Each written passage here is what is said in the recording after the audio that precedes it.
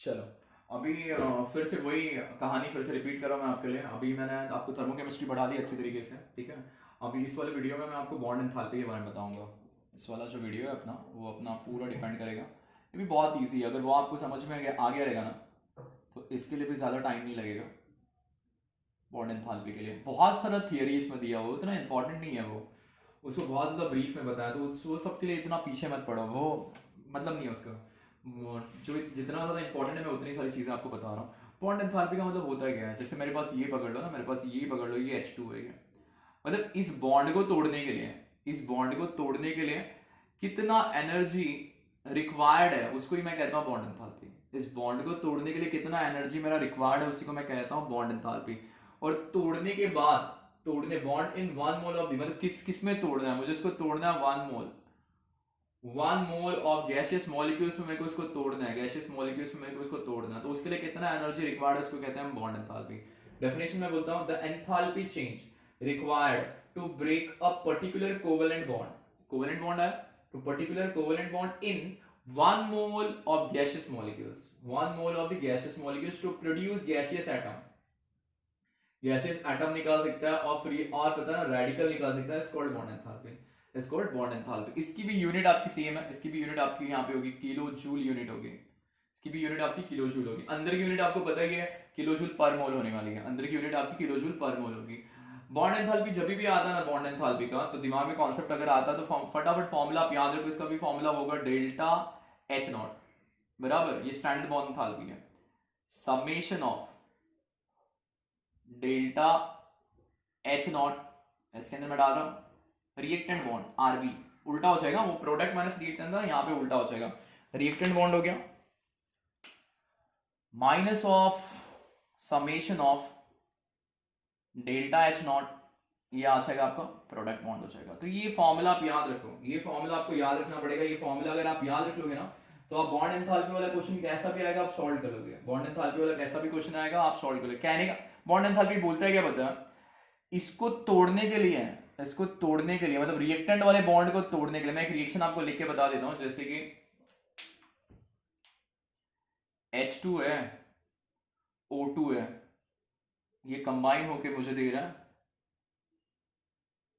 H2O दे रहा है, ये कंबाइन होके H2O दे सकता है, या चलो ठीक है H2O मुझे दे रहा है, ये कंबाइन होके मुझे H2O दे रहा है। मतलब कह रहा है क्या पता है कि ये रिएक्टेंट मॉलिक्यूल्स है, मतलब रिएक्टेंट मॉलिक्यूल्स मतलब इसके बॉन्ड, मतलब मुझे ऐसा लिखना पड़ेगा H और H, और मुझे यहाँ पे लिखना पड़ेगा O और O लिखना, और मुझे यहाँ पे लिखना पड़ेगा H-O-H लिखना पड़ेगा। कहने का मतलब बॉन्ड एंथैल्पी का मतलब क्या बोल रहा है पता है, इसको तोड़ने के लिए, इसको तोड़ने के लिए कितना एनर्जी एक्वायर्ड करेगा ये तोड़ने के लिए, फिर इसको प्रोड्यूस करने के लिए कितना एनर्जी रिक्वायर्ड होगा, इसको प्रोड्यूस करने के लिए कितना एनर्जी वो रिक्वायर्ड होगा, उसी के समेशन को हम कहते हैं बॉन्ड एंथैल्पी, उसी के समेशन को हम कहते हैं बॉन्ड एंथैल्पी। एक और उसने अच्छे से दिया है, the energy necessary to, the energy necessary to break the reactant bond minus the energy are required, minus energy are required to break the product bond, break the product bond। ये इसका मतलब हो गया, इसका बॉन्ड और इसके bond के बीच का जो एनर्जी रिक्वायरमेंट होता है उसी को हम कहते हैं बॉन्ड एंथैल्पी। दैट्स इट, खत्म। अब डायरेक्ट हम आते हैं क्वेश्चन के ऊपर, हटाते हैं इसको, इतना ज़्यादा समझाने की जरूरत इसमें है नहीं। क्वेश्चन देखो, क्वेश्चन बहुत इंपॉर्टेंट है इसमें का। क्वेश्चन क्या आ रहा है, we have CH4 and we have Cl2 and that give you CH3Cl plus HCl, CH3Cl और HCl दे रहा है, CH3Cl और HCl आपको ये दे रहा है। अब कह रहा है यहाँ पे कैलकुलेट, कह रहा है यहाँ पे कैलकुलेट स्टैंडर्ड बॉन्ड एंथैल्पी, आप कैलकुलेट करके बताओ। कुछ डेटा आपको यहाँ पे दिया हुआ है, डेटा आपको ये दे रहा है कि CH दिया हुआ है, CH का बॉन्ड एंथैल्पी आपको दिया होगा, उसके साथ आपको Cl और Cl का बॉन्ड एंथैल्पी दिया हुआ है, वो आपको एक दिया हुआ है, ठीक है। फिर यहाँ पे आपको एक CCl का दिया और एक HCl का दिया हुआ है, एक CCl का दिया हुआ है और एक HCl का दिया हुआ है। ये 4 वैल्यूज दी हुई है, इसकी मैं वैल्यूज आपको बता देता हूँ, सबकी वैल्यूज। इसकी वैल्यू आपको दे रही है 414 यूनिट, आपको पता है किलो जूल पर मोल। मैं सबकी यूनिट लिख नहीं रहा हूँ, सबकी यूनिट फिक्स है वो। सेकेंड वाली जो अपनी वैल्यू है Cl की जो वैल्यू है उसकी है 330 यूनिट अब किलो जूल पर मोल। इसकी वैल्यू आपको दे रहा है, CCl की वैल्यू आपको दे रही है इसकी वैल्यू आपको मिल रही है, इसकी वैल्यू भी आपको नहीं, इसकी वैल्यू आपकी है 243, इसकी वैल्यू आपको मिलेगी यहाँ पर 243 है, और इसकी वैल्यू है आपके पास 330। CCl की जो वैल्यू है आपकी 330 है, और HCl की जो वैल्यू है वह आपकी 431 है। यूनिट सेम है, किलो जूल पर मोल, किलो जूल पर मोल, किलो जूल पर मोल, यूनिट सेम है सबकी वो। ठीक है, तो देखो मैं कैसे कैलकुलेट कर रहा हूँ, मैं कैसे कैलकुलेट कर, देखो है बहुत ईजी। अब मुझे करना क्या पता है, मुझे करना है, यहाँ पे डेटा मेरे को दिया हुआ है यहाँ पे पूरा, तो मुझे ना थोड़ा सा फॉर्मूला है ना, फॉर्मूला उसको मेरे को थोड़ा सा खोल के लिखना है। खोल के लिखने का मतलब कैसे पता है, मैं आपको बता देता हूँ अभी। देखो ऐसे आप लिखो, नहीं लिखो तो भी चलेगा, चलो मैं डायरेक्ट करके बताता हूँ आपको। Delta H not is equal to, अभी फॉर्मूला क्या है, reactant bond minus product bond, तो रिएक्टेंट मतलब ये और प्रोडक्ट मतलब वो। अब फटाफट तो C और H के बीच में कितना बॉन्ड है, तो देखो बेस में नंबर दिया है 4, तो यहाँ आपको लिखना पड़ेगा 4 मोल, ब्रैकेट में आप डाल सकते हो यहाँ पे CH मतलब delta summation of delta H not of CH डाल सकते हो, तो मैं डायरेक्ट CH की वैल्यू लिख रहा हूँ यहाँ पे, मैं डायरेक्ट यहाँ पे CH की वैल्यू लिख रहा हूँ। CH की वैल्यू कितनी है 414 किलो जूल पर मोल, खत्म, प्लस Cl2 मतलब Cl एक ही सिंगल ही बॉन्ड है वो, तो इसके आगे कुछ नहीं है, इसका कोएफिशिएंट 1 मोल डालो। आप इसमें मत लेना बेस में 2 दिखाना, यहाँ पे 2 डाल देना। Cl और Cl के बीच में एक ही बॉन्ड है, C और H के बीच में 4 बॉन्ड था, एक बॉन्ड इधर, एक बॉन्ड इधर, एक बॉन्ड इधर, एक बॉन्ड, इसलिए मैंने 4 मोल लिखा है। 1 मोल Cl का, Cl की वैल्यू कितनी है 243 किलो जूल पर मोल, खत्म। माइनस, माइनस था ना बीच में, माइनस था प्रोडक्ट बॉन्ड, प्रोडक्ट में फिर यहाँ देखेंगे। अब यहाँ पे C और H के बीच में कितना बॉन्ड है 3, देखो यहाँ पे बेस में C और H के 3 बॉन्ड है, ब्रैकेट 3 मोल, C और H का बीच, C और H का वैल्यू दिया हुआ मुझे 414 किलो जूल पर मोल, खत्म, प्लस C और Cl के बीच में कितना बॉन्ड है, C और H के बीच में तो 3 बॉन्ड मिल गया, C और Cl के बीच में भी तो एक बॉन्ड है, तो वो 1 मोल। C और Cl का वैल्यूज दिया हुआ है आपको वहाँ पे 330 किलो जूल पर मोल, और एक है HCl के बीच में कितना बॉन्ड है, एक ही बॉन्ड है ना HCl के बीच में, तो भी आपका 1 मोल हो गया, तो 1 मोल में भी आप डाल सकते हो 431 किलो जूल पर मोल, खत्म। अब कैंसिल करो फटाफट, अपना वही स्टाइल है अपना खत्म कर, कट करने वाला, मोल मोल मोल मोल मोल मोल मोल मोल मोल मोल, कैंसिल हो गया सब, मोल मोल मोल मोल आपका कैंसिल हो गया। जब पूरा इंटायर आप कैलकुलेशन करोगे ना, इंटायर आप कैलकुलेशन करोगे, मैं आपको डायरेक्ट फाइनल आंसर यहाँ पे लिख रहा हूँ, तो इंटायर कैलकुलेशन का वैल्यू आएगा आपका 104 किलो जूल, खत्म। किसकी वैल्यू आ गई, इंटायर रिएक्शन का बॉन्ड एंथैल्पी, खत्म। ऐसा समझ में आ गया, तो इस हिसाब से हम लोग बॉन्ड एंथैल्पी कैलकुलेट करते हैं, इस हिसाब से हम लोग बॉन्ड एंथैल्पी कैलकुलेट करते हैं। बस अपने को ये देखना पड़ेगा, मतलब वही जैसे फॉर्मूला था ना यहाँ पे, जैसे वही मैं आपको बता रहा हूँ, जैसे यहाँ पे CH4 लिखा है, तो C और H के बीच में कितना बॉन्ड है 4, अब यहाँ पे Cl2 के बीच में 2 बॉन्ड मत लेना, Cl और Cl के बीच में एक ही बॉन्ड है, C और H के बीच में कितना बॉन्ड है 3, और C और Cl के बीच में कितना बॉन्ड है 1, H और Cl के बीच में कितना बॉन्ड है 1, वैसे निकाल के कैलकुलेट करके छोड़ दो, खत्म। बहुत ईजी है, इसमें रॉन्ग बहुत होता है, क्वेश्चन बहुत रॉन्ग, ये क्वेश्चन में कैलकुलेशन बहुत मिस्टेक होता है, आपको अंदर के कैलकुलेशन को बड़े आराम से करना पड़ेगा, बहुत आराम से करो। थोड़ा भी आप फास्ट करोगे ना तो ये वैल्यू आपका बहुत ऊपर नीचे शिफ्ट होता है, मतलब पकड़ लो 50% बच्चों का आंसर रॉन्ग आता है, जबकि जो डेटा बेटा फीड किया रहता है वो बराबर फीड किया रहता है, बट फाइनल कैलकुलेशन रॉन्ग आता ही आता है उनका। तो आपको कैलकुलेशन बड़े आराम, बोलते हैं ना, बड़े आसानी से, बहुत धीरे धीरे आपको करना है, धीरे धीरे करेंगे तो आपको कैलकुलेशन समझ में आ जाएगा वो। ठीक है, एक और क्वेश्चन मैं आपको शॉर्ट करके बताता हूँ, फॉर्मूला मैं रहने देता हूँ, फिर से मैं, मेरे पास एक क्वेश्चन दे रहा है, सेम वही क्वेश्चन आ रहा है, मुझे दे रहा है N2H4 दिया हुआ है, फिर यहाँ पे दे रहा है H2 दे रहा है, फिर यहाँ दे रहा है मुझे NH3 दे रहा है, ठीक है। और मुझे कुछ डेटा में दिया हुआ है, डेटा में मुझे दिया है जैसे कि मुझे delta H not, entire reaction का मुझे डेल्टा मतलब बॉन्ड एंथैल्पी दिया हुआ है -184 किलो जूल, याद रखना किलो जूल होगा तो मतलब वो डेल्टा H नॉट की वैल्यू होगी, और मुझे N और H की वैल्यू दी हुई है 389 कुछ दे रहा है, और N और H की वैल्यू दे रही है 389 किलो जूल पर मोल, वो तो आपको पता ही है, ठीक है। और उसके बाद H और H की वैल्यू है 435, H और H की वैल्यू दी है 435 किलो जूल पर मोल, चलो खत्म हो गया। अभी हम निकालते हैं फटाफट सोल्यूशन, चलो खत्म। फॉर्मूला पता चल गया। फॉर्मूला अपना क्या है, formula delta H not equal to submission of reactant bond minus submission of product bond, ठीक है। तो अब मैं तुरंत क्या करूँगा, मैं ये लिखूंगा, मेरा डेल्टा एच नॉट की तो मुझे वैल्यू दी है, वैल्यू कितनी आ रही है 184 kilo joule is equal to reactant bond मतलब ये साइड वाला। चलो फटाफट बिना टाइम वेस्ट किए आप मुझे बताओगे, फटाफट आप मुझे बताते जाओ फटाफट। एन और एन के बीच में कितना बॉन्ड है, तो एन और एन के बीच में कितना बॉन्ड है, देखो एक बॉन्ड मत बोल, दो बॉन्ड मत बोलना, एक ही बॉन्ड है, और एन और एन के बीच में एक ही बॉन्ड है, दो एन हो रहा है ना। इसका मतलब क्या है, ये देखो ऐसा,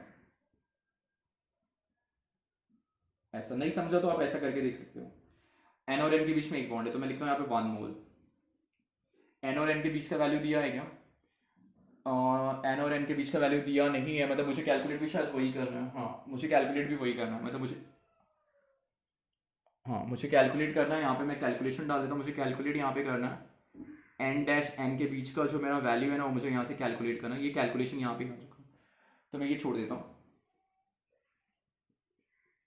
ये छोड़ देता हूँ मैं यहाँ पर, ठीक है, प्लस, ठीक है। अब इसमें एन और एच के बीच में कितना बॉन्ड है, तो देखो एक बॉन्ड, दो बॉन्ड, तीन बॉन्ड, चार बॉन्ड, तो टोटल 4 बॉन्ड है, तो मुझे देखो फिर से देखो 4 दे रहा है, एन और एच के बीच में 4 बॉन्ड है, तो यहाँ पे मेरे को 4 मोल लिखना पड़ेगा, इसको मैं हटा देता हूँ।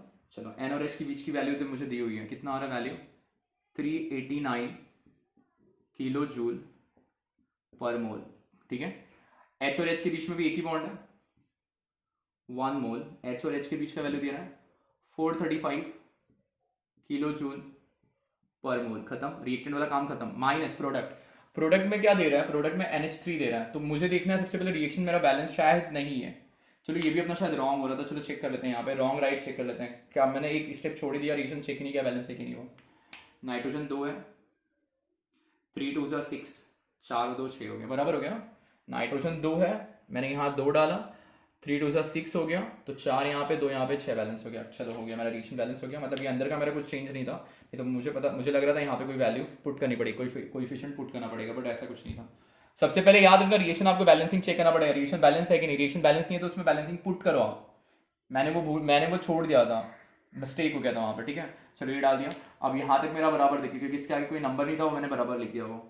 अभी यहाँ से कैलकुलेट करो एन और एच के बीच में कितना बॉन्ड है, तो एन और एच के बीच में 3 बॉन्ड है, तो 3 2 6, देखो यहाँ पे 2 से मल्टीप्लाई है, तो तुरंत आप यहाँ पे 6 लिखोगे मोल, और एन और एच के बीच की वैल्यू दी हुई है आपको 389 किलो जूल पर मोल, खत्म। अब कुछ कैंसिल हो रहा है, 6 पता चला ना कैसे आया, 3 2 6, एन और एच के बीच में 3 बॉन्ड है और 2 से मल्टीप्लाई करो तो 6 हो जाएगा मोल। ये छोड़ो, ये रॉन्ग चल रहा है, रॉन्ग चल रहा है, रॉन्ग चल रहा है, इसकी वैल्यू दी हुई है नहीं, ये वैसे का वैसे ही पड़ा हुआ है, ये मोल वैसे का वैसे ही पड़ा हुआ है, मोल मोल मोल मोल मोल मोल, गेम गेम, ठीक है।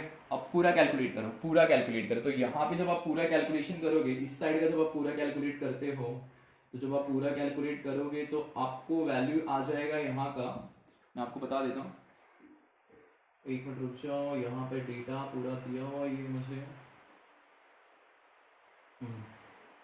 चलो इसका मतलब पूरा आप कैलकुलेट करोगे ना तो इसका पूरा वैल्यू आपको मिल जाएगा, ये 778 kilo joule minus 435 kilo joule, मतलब ये पूरा कैलकुलेशन 435 को इस पूरे का कैलकुलेशन में कर रहा हूँ, ठीक है। मैं डायरेक्ट आपको यहाँ से करके बता देता हूँ, 778 8 kilo joule minus 435 kilo joule, और ये इधर आया तो प्लस हो जाएगा, ये वाला वैल्यू अगर यहाँ पे आएगा तो ये वाला वैल्यू आपको इंडिकेट करेगा प्लस में, छोड़ो यहाँ पे मैं डायरेक्ट आपको कैलकुलेशन बताता हूँ, छोड़ो, ये आपको पूरा समझ में आ गया। अब आपको करना क्या पता है, इसको बाहर निकालना, इसको बाहर निकालना, तो मैं निकाल रहा हूँ बाहर इसको, 1 मोल माइनस हो जाएगा ना, यहाँ पे बाहर आएगा तो माइनस हो जाएगा, 1 मोल एन डैश एन लिखा। अब ये पूरा ऐसे कैलकुलेशन करो और उसको वहाँ पे जाके प्लस कर दो, उसको पूरा कैलकुलेशन करो और वहाँ जाके उसको प्लस कर दो, तो मैं आपको बता देता हूँ उसका कितना आ रहा है आपका 778 अभी कैलकुलेशन कर लेना उसका 435, तो यहाँ ये 3 हाँ, तो इसका आ रहा है आपका 343 किलो जूल यहाँ पे आ रहा है, फिर ये वाला पार्ट वो साइड पे जाएगा, ये वाला पार्ट अगर वो साइड पे गया तो ये आपका माइनस होगा, तो ये माइनस आपको मिल जाएगा, तो माइनस ये हो जाएगा आपका कितना हो जाएगा 184 हो जाएगा किलो जूल हो जाएगा। मेरा यहाँ पे माइनस है, मेरा यहाँ पे माइनस है क्योंकि मैंने इसको बाहर निकला तो ये मेरा माइनस था, तो मुझे माइनस को हटाना है, तो मैं इसको पूरा माइनस मल्टीप्लाई करूँगा, तो जैसे ही मैं यहाँ से माइनस मल्टीप्लाई करूँगा तो ये हटेगा यहाँ से, ये यहाँ पे माइनस हो जाएगा और ये यहाँ पे प्लस हो जाएगा। तो जब मैं इसको सॉल्व करूँगा तो मेरा वैल्यू हो जाएगा 159 किलो जूल। अब मुझे मोल हटाना है, मुझे मोल यहाँ से हटाना है। तो मोल जब मैं हटाऊंगा तो आपको पता है ना, तो जैसे मैं यहाँ पे एन और एन का अगर मैं वैल्यू निकालूंगा तो एन और एन का जो मेरा वैल्यू हो जाएगा वो मैं यहाँ पे लिख देता हूँ 159 किलो जूल पर मोल हो जाएगा, खत्म। ऐसा है, बहुत ईजी। आपको यहाँ पे पूरा कैलकुलेशन करना है। कैलकुलेशन करने के बाद आपको पता रहना चाहिए ना, ये वाला जो वैल्यू है, या तो ये पूरा वैल्यू को आप ये साइड पे लेके आ जाओ, ये वाले पूरे वैल्यू को इसको यहीं रहने दो, ये वाला पूरा वैल्यू आप यहाँ पे लेके आ जाओ, तो वो यहाँ पे माइनस हो जाएगा। ये ऑलरेडी माइनस था, यहाँ पे आएगा तो ये यहाँ पे जो वैल्यू आएगा यहाँ पे आके उसको कैंसिल कट हो जाएगा। कट होने के बाद आंसर आपको 159 किलो जूल। याद रखना, ये जो आपकी ये साइड की जो अंदर की जो वैल्यू है ना, कभी भी माइनस, यहाँ पे मैंने बोला था ना यहाँ पे माइनस हो रहा था, तो इसको माइनस में छोड़ मत देना। ऐसा मत कर देना कि कैलकुलेशन करने के बाद लास्ट में माइनस का साइन डाल देना, तो वो रॉन्ग हो जाएगा। इसको माइनस हटा देना है, ऐसे माइनस से मल्टीप्लाई करके। जैसे ही मल्टीप्लाई किया ये पॉजिटिव हो गया, ये नेगेटिव हो गया, सॉल्व किया, ये आ गया। तो ऐसे ही हम लोग बॉन्ड एंथैल्पी निकालते हैं, ऐसे सारी चीज़ों से हम लोग बॉन्ड एंथैल्पी को कैलकुलेट करते हैं। बहुत ईजी था, ठीक है, बहुत ईजी कॉन्सेप्ट है ये, इसमें और कुछ है नहीं, इसमें और कुछ है नहीं। आप इसको आराम से सॉल्व कर सकते हो। आप इसको आराम से, ऐसा क्वेश्चन अगर आया ना तो आप इसको बहुत आराम से सॉल्व कर सकते हो। बहुत ईजी है ये, ठीक है। चलो आपके लिए जाते जाते क्वेश्चन छोड़ते हुए जाता हूँ। फॉर्मूला आपके सामने पड़ा हुआ है, क्वेश्चन दे रहा है कि N2 है, रिएक्शन कर रहा है H2 के साथ, और ये दे रहा है अपने को फिर से N2 H2 के साथ रिएक्शन कर रहा है, फिर से अपने को दे रहा है NH3 दे रहा है। आपको रिएक्शन बैलेंसिंग पहले चेक करना है। कुछ डेटा दिया हुआ है, डेटा में आपको वैल्यू दिया हुआ है N और N जो है, मैं डेटा रेड पेन से लिख रहा हूँ, इतना पढ़ा दिया कि मार्कर का इंक खत्म हो गया है। N और N का मैं तो आपको वैल्यू बता दे रहा हूँ। N और N का जो वैल्यू दिया हुआ है वो वैल्यू आपको मिल रहा है यहाँ पे 946 किलो जूल पर मोल, ठीक है। और H और H का जो वैल्यू दिया हुआ है वो वाला वैल्यू आपको मिल रहा है, H और H का जो वैल्यू है वह है आपका 435 किलो जूल पर मोल। आपको निकालना क्या है, आपको कैलकुलेट यहाँ से करना है। और हाँ, और डेल्टा एच नॉट दिया हुआ है, डेल्टा एच नॉट की आपको वैल्यू दी है -83 किलो जूल दे रहा है। और आपको फाइंड आउट करना है, फाइंड आउट आपको करना है, हाँ आपको फाइंड आउट करना है यहाँ से क्या, हाँ आपको निकालना है यहाँ पे एन और एच का वैल्यू आपको फाइंड आउट करना है, बस ये फाइंड आउट करना है। आप कैलकुलेट करके बता देना, कमेंट बॉक्स में डाल देना क्या आपका आंसर आ रहा है, राइट रॉन्ग जो भी रहेगा मैं आपको वहाँ पे बता दूंगा, ठीक है। फिर से वही कह रहा, थर्मोडायनामिक्स बहुत इजी चैप्टर है, जितना मैं पढ़ा रहा हूँ उतना आप पढ़ो, धीरे धीरे आपका चैप्टर खत्म हो जाएगा, धीरे धीरे चैप्टर आपका खत्म हो जाएगा, ठीक है। और कुछ भी डाउट हो रहा है तो मुझे प्लीज़ कमेंट करके बताओ। और अगर वीडियो अच्छी लगे तो आपको पता है आगे क्या करना है, आपको उसको लाइक करना है, इसको अपने दोस्तों के साथ शेयर करो। अगर आप नए हो तो प्लीज़ मेरे चैनल को सब्सक्राइब करो, कमेंट करो, लाइक करो, उससे थोड़ा बोलते हैं ना टीचर्स को मोटिवेशन मिलता है कि वो कुछ आगे आपके लिए कुछ नया बनाए। बहुत लोग ऐसे होते हैं कि जो वीडियो देख के कुछ करते ही नहीं, मतलब देख के छोड़ देते हैं। अरे भाई एक लाइक करने में जाता क्या है, एक लाइक करने में, या अगर मैं ये नहीं कह रहा हूँ आप शेयर करो, शेयर करने में आपका टाइम वेस्ट होगा। लाइक में तो आप एक बटन दबा सकते हो ना, तो जितने लाइक्स बढ़ते हैं उतना टीचर्स भी मोटिवेट होता है कि नहीं बच्चे ने देखा, उसको अच्छा लगा, उसको और अच्छी तरीके से वीडियो बनाना चाहिए उसको, ठीक है। चलो नेक्स्ट लेक्चर में हम लोग इसके आगे का कॉन्सेप्ट करेंगे। मैं जाते जाते आपके लिए कुछ चीज़ें छोड़ते हुए जा रहा हूँ। आप मुझे स्पॉन्टेनियस प्रोसेस वो पूरा पढ़ के बताओगे, और एनर्जी एंड स्पॉन्टेनियसिटी वो भी आप एक बार पढ़ लेना, ठीक है। अगले लेक्चर में ना मैं आपको एंट्रोपी के बारे में बताऊंगा, एंट्रोपी से हम लोग स्टार्ट करेंगे। चलो बाय।